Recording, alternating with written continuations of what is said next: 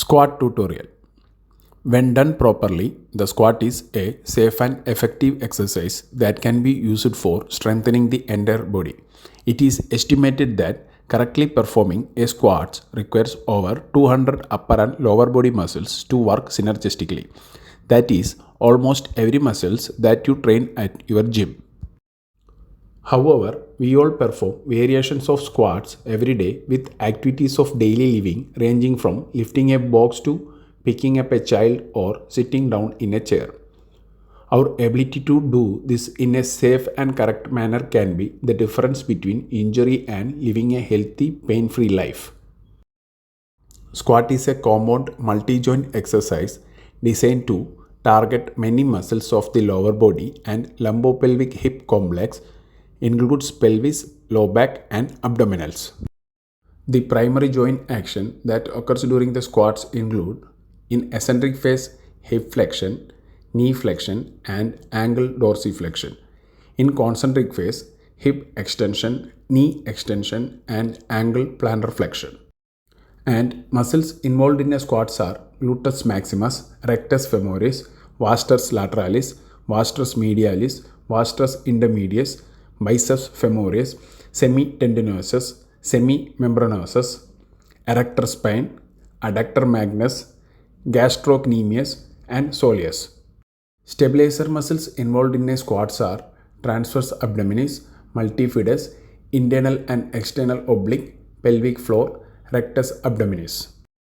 How to do a bodyweight squat? Begin standing with your feet slightly wider than hip width, with the toes turned slightly outwards with your hands by your sides so the palms facing inwards. Depress and retract your scapula. Stiffen your core and abdominal muscles to stabilize your spine. Hold your chest up and out. Tilt your head slightly up. Shift your weight back into your heels while pushing your hips towards the wall behind you. Start the downward phase by first shifting your hips backward, then downwards to create a hinge-like movement at your hips and knees simultaneously. As you lower your hips, the knees will then start to shift forward slowly. But try to control the amount of forward translation of the tibia.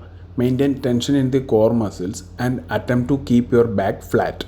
Continue to lower yourself until your thighs are parallel or almost parallel with the floor, until your heels begin to lift off the floor, or until your torso begins to round or flex forward.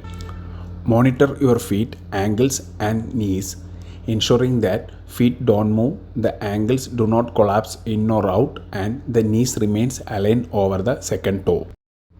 The knee should continue to remain aligned over the second toe, and body weight should be evenly distributed between the balls and heels of the feet. From the side, the position of the tibia and torso should be parallel with each other, and the low back should be appear flat or showing the beginning of some rounding. While maintaining your back, chest and head up position, exhale and extend the hips and knees by pushing your feet into the floor through your heels.